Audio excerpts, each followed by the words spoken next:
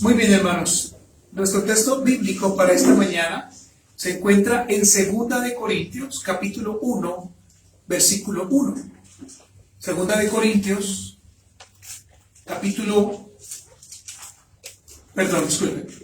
Segunda de Corintios, capítulo 11, versículo 27.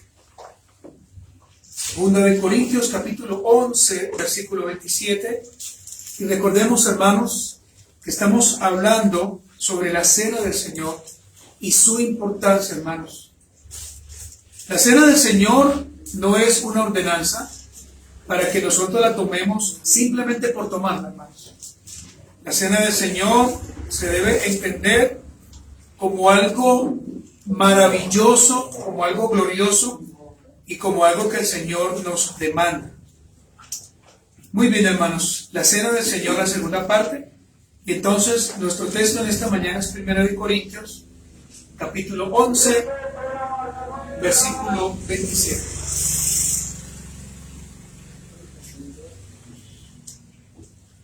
Dice la palabra del Señor, querida iglesia, de manera que cualquiera que comiere este pan o bebiere esta copa del Señor indignamente, será culpado del cuerpo y de la sangre del Señor. Quiero que usted me permita nuevamente leerlo, hermanos. Estamos en 1 de Corintios 11, 27. De manera que cualquiera, y esta palabra cualquiera hace alusión a los hermanos que están en una iglesia local, están afirmados aquí. De manera que cualquiera que comiera este pan o bebiera esta copa del Señor indignamente, será culpado del cuerpo y de la sangre del Señor. Recuerden que el apóstol Pablo se dirige a la ciudad de Corinto, hermanos. Y Corinto, por supuesto, estaba situada exactamente en el estrecho que une la parte continental de Grecia con una península llamada la península Peloponeso. Allí estaba Corinto. El apóstol Pablo se dio cuenta de que había algunos abusos de los hermanos que estaban allí en Corinto, en la iglesia. Algunos abusos que quiero en esta mañana a usted decirle frente a lo que estaba pasando era, por ejemplo, la embriaguez. Cuando tomaban la cena del Señor, algunos se embriagaban teniendo un concepto totalmente tergiversado de lo que era la cena del Señor.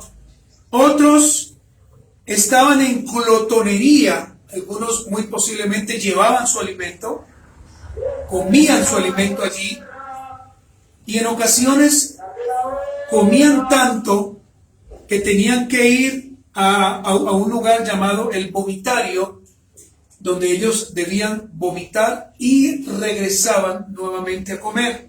Pero también había algo llamado discriminación a los pobres. Y esto, hermano, es orgullo, por supuesto, delante del Señor. Esto que el apóstol Pablo vio, pues sencillamente dio lugar a que el apóstol Pablo, de una manera radical, lo que hiciera era o fuera amonestar severamente a estos malos, tercos hermanos en Corinto.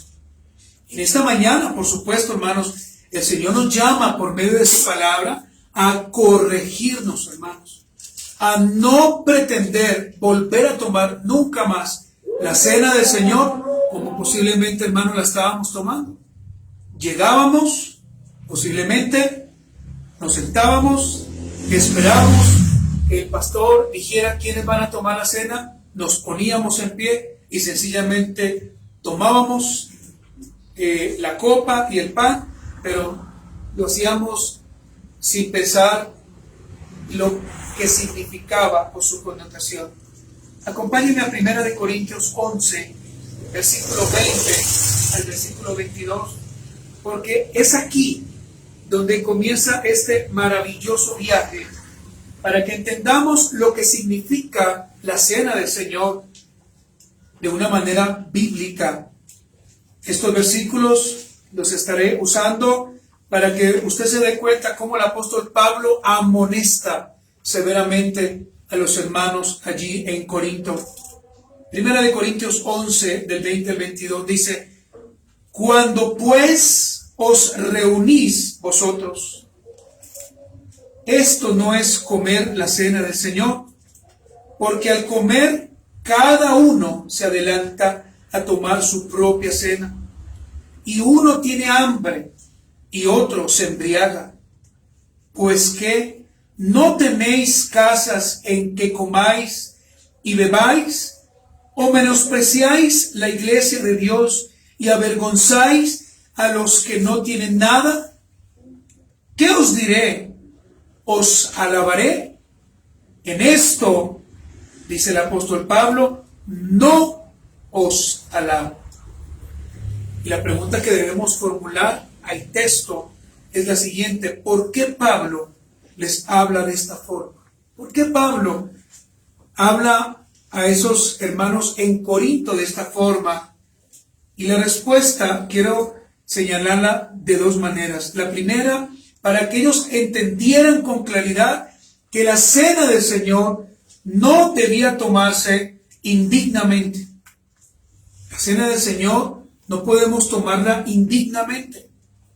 Y lo segundo, hermanos, es que la cena del Señor, al tomarla, lo primero que tenemos que entender es que vamos a tomar en fe y simbólicamente la sangre del Señor y a través del pan el cuerpo molido. Por lo tanto, Pablo lo que quería decirles a ellos es que la cena del Señor se debe tomar dignamente. Y hoy estaremos viendo algunos puntos sobre eso. Pero lo que el apóstol Pablo también quería decirles es que debíamos, o ellos debían discernir, y nosotros también debíamos discernir lo que significa tomar la cena para entender, hermanos, lo que el Señor hizo en propiciación por nosotros, pero específicamente por su pueblo, hermanos. Iglesia del Señor, es de suma importancia que comprendamos lo siguiente: no podemos tomar la cena del Señor a la ligera. La cena del Señor no es como cuando hacemos un cumpleaños, no es cuando celebramos una boda, tampoco, hermano, es cuando nos reunimos a participar de un almuerzo con nuestra familia o con nuestros amigos, donde comemos, donde tomamos de esto, donde cogemos de aquí. No, hermanos, se debe comprender la importancia cuando venimos a la mesa del Señor. Y quiero hacer este apunte, hermanos: no venimos a cualquier mesa, venimos a la mesa del Señor, instituida por el Señor. Y si el Señor, hermanos, ha instituido su mesa para que vengamos a ella, debemos tener, hermanos, un entendimiento claro de lo que significa la mesa del Señor. Si usted no tiene un entendimiento claro de lo que es la mesa del Señor, o la mesa de la comunión, o la cena del Señor, usted debe, hermano, tomarse un tiempo, abstenerse de tomarla, no porque no lo pueda hacer, sino porque usted tiene que entender, hermanos, que este es un momento maravilloso, con el cual estaremos simplemente entendiendo que un día nos encontraremos nuevamente con Cristo para volver a celebrar esta maravillosa ordenanza, hermanos. Esta enseñanza, hermanos, voy a compartirla a través de los siguientes enunciados. El primero, hermanos, vamos a definir a través del diccionario qué significa la palabra digno y la palabra indigno. Para que usted pueda tener una idea más clara de lo que es ser uno digno delante del Señor y lo que significa a su vez ser indigno. Como segundo punto, hermanos, vamos a mirar qué sucede cuando tomo la cena del Señor indignamente. Hay cosas, hermanos, que suceden cuando yo no tomo la cena del Señor como Dios lo ordena. Es muy posiblemente que hayan personas que estén enfermas, no porque el diablo, como algunos lo enseñan, les haya enviado una enfermedad, o no porque el Señor, como otros también mal enseñan, el Señor también se las ha enviado como castigo, no, hermanos, sino por participar de la cena del Señor indignamente. Muy posiblemente tu vida espiritual sea una vida en ruinas, porque no has entendido lo que significa servir al Señor y venir y tomar la cena. Y esta va a ser la primera parte, ya que la próxima semana estaremos dando otros puntos, hermanos. Veremos algunas conclusiones y algunas aplicaciones. Entonces, hermanos, iniciemos esta exposición. Definamos las palabras digno e indigno. El diccionario claramente indica, hablando de la palabra digno, y dice en primer lugar que digno se aplica a la persona que tiene respeto. Digno se aplica a la persona que tiene respeto y buena estima de sí misma, y que además de esto merece que se le tenga también el respeto. Vuelvo y repito, se aplica a la persona que tiene respeto y buena estima de sí misma, y que merece también tener respeto por otras personas. Eso es una persona digna en términos generales. Pero ya cuando lo hablamos espiritualmente, una persona digna o algo digno es aquello que merece respeto y gran estima. Así de sencillo. Y en este caso, hermano, pues recuerde que vamos a hablar de la cena del Señor. Y la cena del Señor merece todo nuestro respeto, hermanos. Así como a usted le gusta, o nos gusta, ¿cierto?, que nos respeten, que la gente nos respete, debemos tener respeto también por el Señor. Y por supuesto, hermano, la cena del Señor no es una cosa. No, la cena del Señor es una ordenanza que nuestro buen Señor nos ha dado, nos ha entregado para que la iglesia participe de ella en respeto, hermanos. En respeto. Y quiero hacer esta pregunta, hermanos. ¿Será que los creyentes de este tiempo, honestamente, damos el debido respeto a esta ordenanza? Quiero que usted se pregunte para usted, ¿será que como creyente yo le doy el respeto que se merece la cena del Señor? Posiblemente sí, y si es sí, lo felicito. Pero si su respuesta es no, significa que usted ha venido tomando la cena de una manera incorrecta, de una manera indigna. Y por supuesto no lo estoy juzgando, es lo que la Biblia enseña. ¿Qué significa ser indigno entonces? La palabra indigno significa no ser merecedor de algo o de alguien. Eso es indigno, no ser merecedor de algo o de alguien. Indigno significa, hermanos, una persona despreciable, una persona humillante, una persona infame. Eso es indigno. Y muy posiblemente de esta forma es en la que algunos vienen a tomar la cena del Señor, despreciando la mesa, humillando al Señor a través de su comportamiento y siendo infame en ese mismo instante. La palabra indigno significa que no merece disfrutar de algunos privilegios, que no es apto, que no es digno. Hermanos queridos, como dice el versículo 28 de 1 de Corintios 11, qué bueno que en esta mañana todos estemos haciendo un examen cuando hemos participado de la cena del Señor. ¿Cuántas veces tomamos la cena sencillamente por que los que nos están viendo, para que ellos vean que nosotros también estamos bien delante de Dios? A veces tomamos la cena sin ningún tipo de preparación, hermanos. Y quiero hacer un hincapié aquí y decir esto: debemos prepararnos para tomar la cena. Usted debe prepararse no desde esa mañana, no desde el domingo. Usted debe estar preparado siempre. Siempre. ¿Por qué debe estar preparado? Porque cada vez que usted viene a la mesa, usted va a tomar es la cena del Señor, no la cena de una iglesia local, no la cena de cualquier persona, sino que va a tomar la cena del Señor.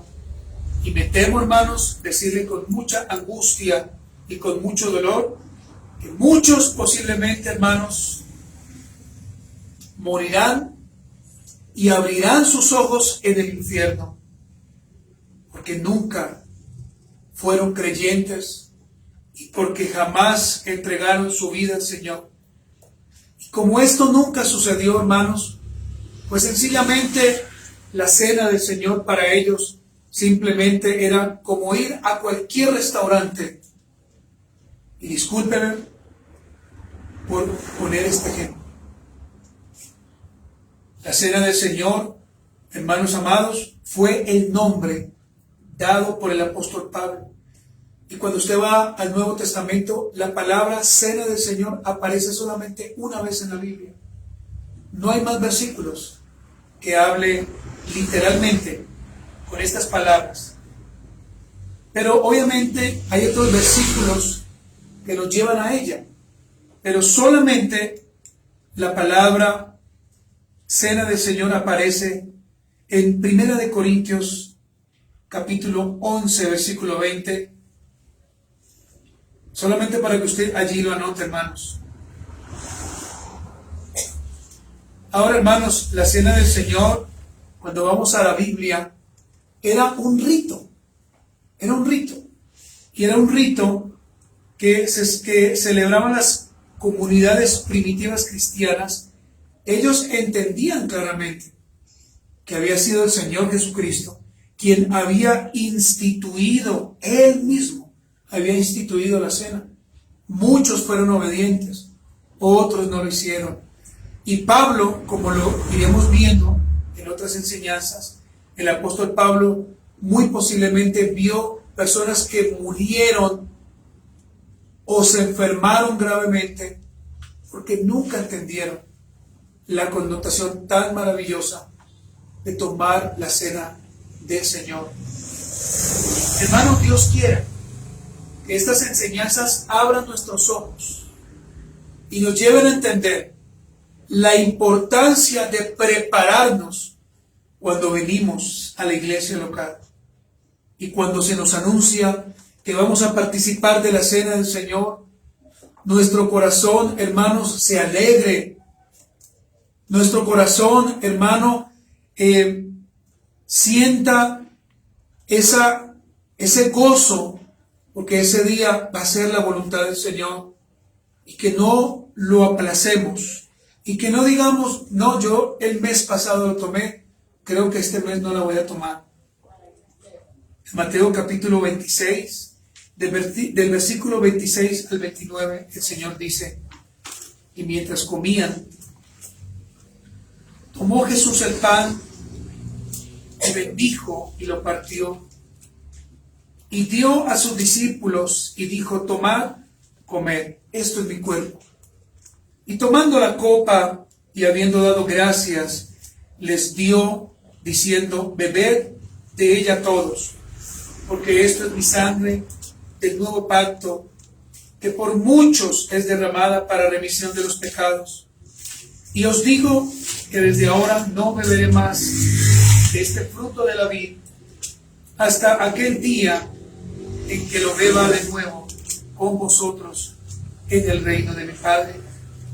Y esta palabra vosotros, hermanos, nos incluye también a su iglesia, no solamente a los discípulos que participaron visiblemente, sino también a nosotros, hermanos. El Señor, en su sabiduría, instituyó la cena del Señor para que la celebráramos en memoria a vísperas de que entendamos que el Señor fue sacrificado por su pueblo. Entonces, hermanos, en este orden de ideas, podemos decir que la cena del Señor sencillamente es un recordatorio. La cena del Señor es eso, un recordatorio que celebra la iglesia para conmemorar la muerte de su amado y fiel Señor. Eso es lo que hacemos, hermanos. Cada vez que usted viene a la mesa y cada vez que usted tome el pan y tome también el jugo de la vid, usted recuerde el sacrificio tan maravilloso, el sacrificio tan glorioso que Cristo hizo por nosotros, hermanos. ¿Sabe qué hizo el Señor? Derramó lo más precioso, que es la sangre, para que usted y yo fuésemos limpiados de nuestro pecado y para que al venir al Señor en arrepentimiento podamos entender que seremos salvos una vez y para siempre, y que nuestros pecados, hermanos, tanto los pasados como los presentes y como los que vayamos a cometer en estos días o en estos años, usted puede entender que el Señor ya los ha perdonado. Pero esto no significa, hermanos, que debemos seguir pecando deliberadamente como algunos lo hacen. Y sencillamente, cuando se peca de esa forma, algunos muy trazados mediocremente en la palabra dice: pero el Señor me salvó por gracia. Y el ser salvados por gracia nos lleva a ser fieles al Señor, no a pecar, sino a vivir una vida santa para el Señor, hermanos. Hermanos amados, el Señor fue a la cruz por tu pecado y fue a la cruz por mi pecado. El Señor Jesucristo, queridos hermanos, salvaría por gracia, no a todos. El Señor no hizo una expiación general, sino que el Señor expió los pecados solamente de aquellos que un día iban a creer en el Señor en fe. Y el llamado en esta mañana, hermanos, aprovechando este sermón, es que si tú sabes que tu vida es un mar de pecado, que tu vida es una desgracia, porque estás yendo al infierno, hermano, y tú lo sabes. Hoy es la mañana para que te arrepientas, para que vengas a Cristo, para que pidas perdón y para que participes cuando el Señor así pruebe de la cena del Señor, hermanos. Nosotros celebramos la cena del Señor con un vino, con un jugo. Y este jugo o este vino sencillamente simboliza la sangre de Cristo, que fue derramada por los pecados, ¿verdad? Pero también, hermanos, tomamos un pan simple, el cual simboliza el cuerpo de Cristo molido por nuestras transgresiones. Ninguna película que se haga en Hollywood o en cualquier país del mundo, ninguna va a acercarse jamás a lo que realmente el Señor pudo haber vivido. Ninguna. Muchos afirman que la película que hizo Mel Gibson es la más cerca a lo que el Señor pudo haber vivido, pero ninguna jamás se acercará, ya que, como lo vamos a ver más adelante en Isaías 53, dice que el rostro del Señor fue desfigurado totalmente, solamente por amor a su pueblo, hermanos, solamente por amor a aquellos que iban a creer. Y si eso, hermanos, no nos mueve a participar de la cena del Señor correctamente, pues no sé qué más nos pueda mover, hermanos. Si entender que nuestro buen Señor nos compró a precio de sangre y a un alto precio, si eso no nos mueve a vivir en santidad, hermanos, ¿qué más nos puede mover, hermanos? En la Biblia A la cena del Señor también se le conoce como el partimiento del pan. Esto lo vemos en Mateo, en Marcos y en Lucas. También se le conoce, hermanos, como la mesa de comunión. Primera de Corintios 10:16. Usted está ya anotando, hermanos. También se le conoce como la mesa del Señor, como lo decíamos en Primera de Corintios, capítulo 10, versículo 20 y versículo 21. Haciendo este panorama, hermanos, debemos formular entonces la segunda pregunta: ¿qué sucede cuando tomo la cena del Señor indignamente? ¿Qué sucede? Muchos pensarán que no pasa nada, y algunos otros asumirán que la cena del Señor es simplemente como el preámbulo para el desayuno o el almuerzo, hermanos. Y lo primero que sucede, hermanos, cuando tomamos la cena del Señor indignamente, es que estamos menospreciando el sacrificio que el Señor Jesucristo hizo en la cruz del Calvario.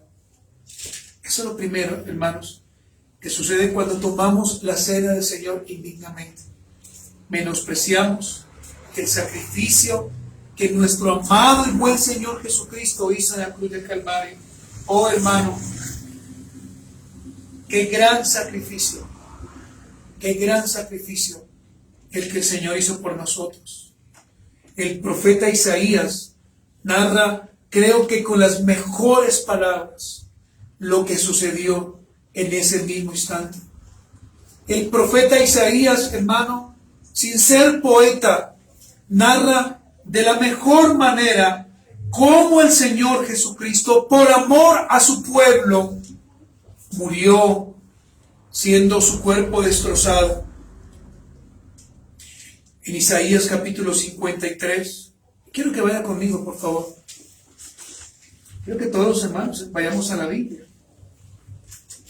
Isaías capítulo 53, versículo 1 al versículo 6, podemos ver no solamente el anuncio de lo que el Señor vendría a hacer por su pueblo, sino lo que vivió. Leamos entonces Isaías 53 del 1 al 6. ¿Quién ha creído a nuestro anuncio? ¿Y sobre quién se ha manifestado el brazo de Jehová? Subirá cual renuevo delante de él, y como raíz de tierra seca. Todo esto que estoy leyendo apunta a Cristo.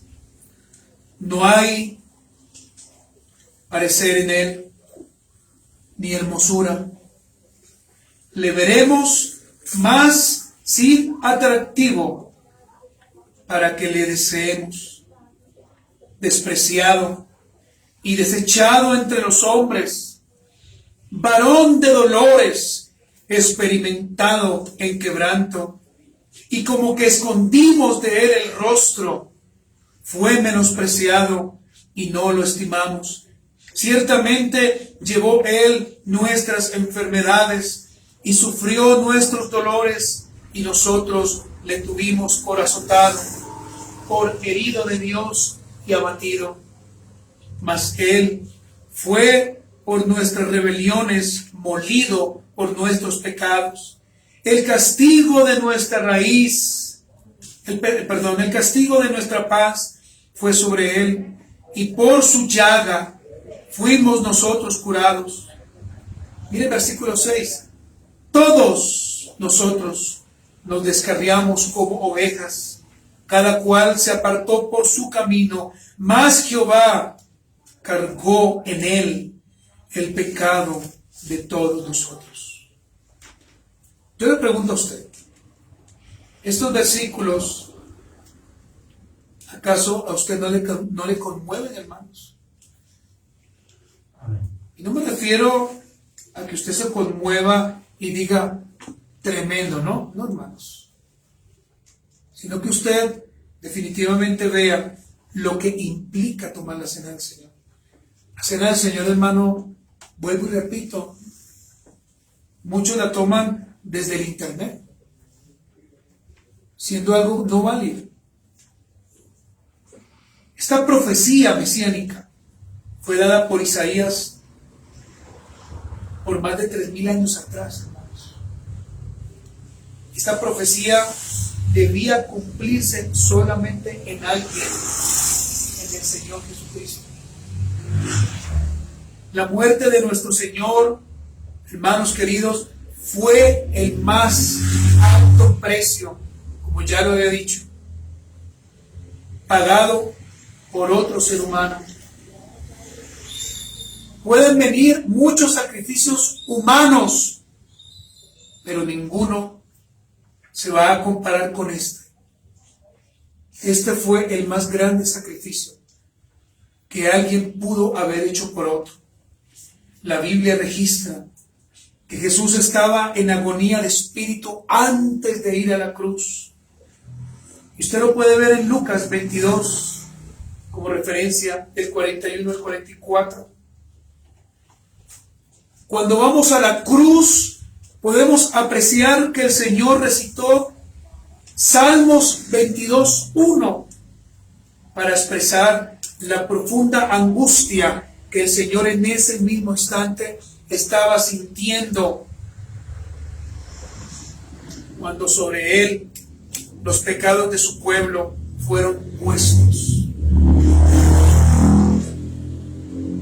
El Señor Jesucristo, estando en la cruz, hermanos, experimentó el abandono de su Padre. Por eso el Señor dice: ¿por qué me has abandonado? Los grandes teólogos afirman que en ese mismo instante todo el peso satánico se posó sobre el Señor, porque Él estaba llevando los pecados de su pueblo. Oh, hermanos, si entendiéramos, hermanos, lo que el Señor hizo por nosotros, no nos comportaríamos tan pecaminosamente como lo hacemos, hermanos. No viviríamos una vida tan mediocre como a veces la vivimos, hermanos. Oh, hermanos, si Dios nos permitiera tan solo ir 5 segundos y ver lo que el Señor estaba experimentando. Fue algo tremendo espiritualmente. Y lo hizo para que fuésemos salvados, para que reconociéramos, hermanos, que el Señor estaba dando no cualquier cosa, sino lo mejor a su Hijo. Nuestro Señor Jesucristo, antes de morir, pronunció estas maravillosas palabras de victoria: consumado es, consumado es. Y en ese momento el Señor entregó su espíritu. Y Juan capítulo 19 versículo 30, en otras palabras, dice que lo que el Señor estaba afirmando era simplemente esto: Padre, la obra que me pediste hacer por mi pueblo, ya la terminé. Lo que tenía que hacer, la salvación que debía darle a ellos, ya la hice a través de mi muerte. Por eso, hermano, es que somos salvos por gracia. Por eso es que nadie puede jamás estar en un púlpito cobrando ni siquiera un solo peso, hermanos, por la salvación. Por eso nadie puede llevarnos a pactar ningún tipo de dinero. Nadie puede manipularnos, hermanos, con esta salvación tan grande. Consumado es. La obra que me pediste hacer, ya la terminé. Eso fue lo que el Señor hizo en la cruz. Pero muchos hermanos, cuando toman la cena del Señor, menosprecian el sacrificio que el Señor hizo en la cruz del Calvario. Y tú, que me estás escuchando, que me estás viendo, hermano, menosprecias el sacrificio del Señor cuando vienes a tomar la cena de Él indignamente, cuando no te preparas, cuando esa mañana antes de venir al culto has peleado, has dicho groserías, cuando la noche anterior te acostaste bravo, cuando peleaste con tu cónyuge, con tus hijos, cuando en esa semana posiblemente, hermano, le robaste a alguien, cuando miraste mal a alguien, cuando murmuraste de alguien, cuando criticaste el pecado de alguien y no miraste el tuyo. Cuando no venimos a la iglesia, hermanos, local, entendiendo que esa mañana voy a tener la oportunidad dada por el Señor para tomar la cena, oh hermanos, no habremos entendido nada y estaremos tomando la cena del Señor indignamente, hermanos. Miren lo segundo, hermanos. Cuando tomamos la cena del Señor, tenemos en poco su sangre. Tenemos en poco su sangre, la cual fue derramada para limpiarme del pecado que me oprimía, hermanos. Los pecados que usted y yo teníamos no eran cualquier pecado, hermano. Esos pecados nos oprimían. Pregunto, hermano, cuando viniste al Señor, ¿acaso no viniste en derrota, hermanos? Triste, angustiado, afligido, temeroso. Acuérdate de ese día cuando alguien te predicó a Cristo o cuando llegaste por primera vez a esa iglesia y escuchaste del Evangelio. Acuérdate cuando el Señor te dijo, hoy te llamo a ti para que te arrepientas. Y posiblemente por misericordia el Señor permitió que te acercaras, por misericordia, vuelvo y repito, a un púlpito y pidieras perdón. La sangre de Cristo, hermanos, no podemos tenerla en poco. En Primera de Juan, capítulo 1, versículo 9. Si usted quiere ir allí, Primera de Juan 1, 9. El Señor dice en su palabra, si confesamos nuestros pecados. No habla en singular, sino en plural, entendiendo de que son muchos los pecados que tenemos, hermanos. Si confesamos nuestros pecados, Él, hablando del Señor Jesucristo, es fiel y justo para perdonar nuestros pecados y limpiarnos de toda maldad. Cuando alguien toma la cena del Señor indignamente, amados y amadas del Señor, está teniendo en poco el derramamiento tortuoso del Señor en la cruz. Ya que la sangre del Cordero nos limpió a aquellos que hacemos, a aquellos que ya hacen y a aquellos que harán un día su pueblo de toda la maldad. Pero miren la condición, hermanos, que debemos tener para que nuestros pecados sean perdonados. Debemos ir ante el Señor y confesarlos. Confesarlos. No es simplemente pedir perdón. No. Es confesar el pecado delante de Dios. Es decirle al Señor, Padre, he pecado. Y esta es la lista que tengo. He hecho esto. Actualmente estoy haciendo esto. Señor, lávame con tu sangre preciosa. Señor, límpiame. Quiero servirte a partir de hoy. Quiero amarte. Quiero que mi hogar refleje tu gloria. Quiero que mis hijos reflejen a Cristo. Pero lastimosamente, hermanos, y debo aclarar, algunos pisotean la sangre del Cordero cuando ignorantemente, hermanos, se cubren con ella. Cuando ignorantemente la reclaman como si fuera un talismán. La sangre de Cristo, queridos hermanos, no es para eso. Esa no es su función. Y no hay versículos que avalen que nos debamos cubrir con su sangre. No hay. La sangre de Cristo, la función principal es limpiar a todo aquel que venga frustrado, triste, con una vida rota y llena de pecado, limpiarla con su sangre y perdonar a través del Señor sus pecados.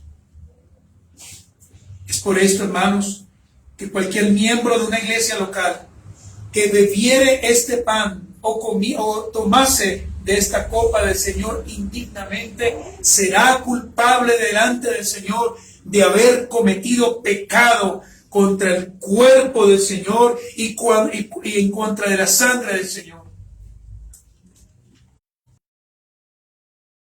Creyente participar de esta ordenanza gloriosa, teniendo el entendimiento claro y correcto de lo que significa venir a la cena del Señor. Oh, hermanos, no podemos seguir siendo más culpables del pecado de omitir la importancia de la cena del Señor. Algunos neófitos, porque nadie que no tiene el entendimiento claro de lo que significa la cena puede tomarla. Algunos la están tomando, hermanos, en un concepto no claro. Y otros están pecando deliberadamente, hermanos. Querida iglesia del Señor, que Dios nos ayude a menguar para que nuestro Señor crezca. Que Dios nos ayude a ser humildes, hermanos. Que toda prepotencia, que todo orgullo se quiebre en esta mañana. Y que entendamos, hermanos, que no podemos tomar la cena del Señor a la ligera.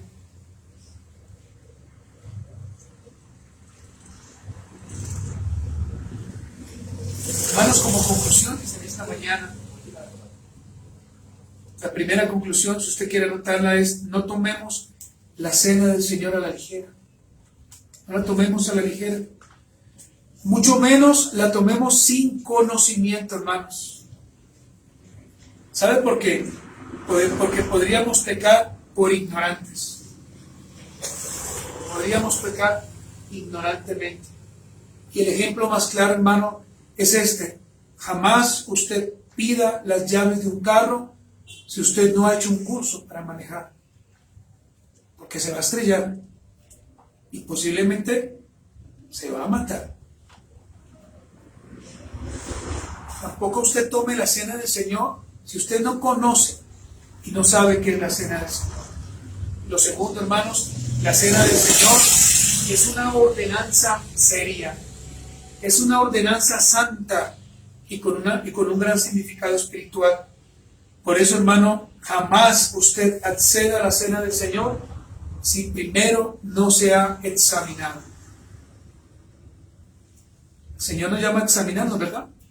¿Qué dice el Señor? Examinémonos primero. Eso es lo que debemos hacer.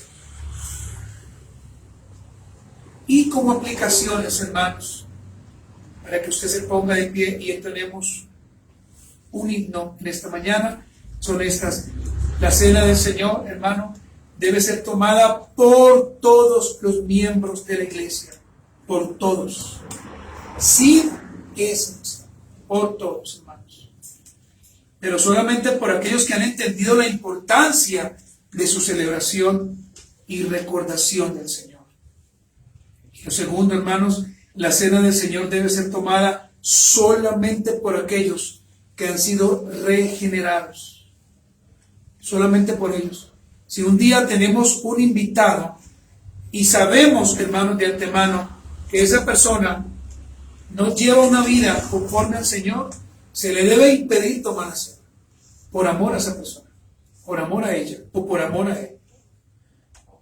Entonces la cena del Señor solamente debe tomarse por aquellos que han sido regenerados, hermanos, por aquellos que han sido bautizados, aquellos que han ido al agua, hermanos, y por aquellos que han sido fieles al Señor. Es por esto, hermanos, que cuando tengamos nuestros primeros bautismos, iremos a un río, hermanos. No vamos a ir a una piscina. No, vamos a ir a un río. Y allí, hermanos, haremos simbólicamente lo que Juan hizo con el Señor. Así lo haremos, hermanos. Creo que en esta mañana usted me ha entendido, ¿verdad, hermanos? Póngase de pie, vamos a orar. Y vamos a dar gracias a Dios por esta palabra, hermanos. Amado Señor Jesucristo, queremos agradecerte por darnos tu palabra, por darnos tu gracia. Oh Señor, hoy venimos ante ti. Te pedimos perdón, Señor, porque vivimos en ocasiones una vida que realmente no es cristiana. Ayúdanos, Padre. Ayúdanos a entender lo que significa la cena del Señor. Ayúdanos, Padre. Gracias, Dios, por mi hermano. Gracias, Señor, por mi hermana. Gracias, Padre mío. Bendícelos y ayúdalos en el nombre de Jesús. Amén. Vamos a cantar. No, dejemos allí. Primero cantemos un himno y después ya despedimos a los hermanos en fe. Ok, vamos a cantar entonces, hermanos. ¿Cuánto me ama el Señor, hermanos?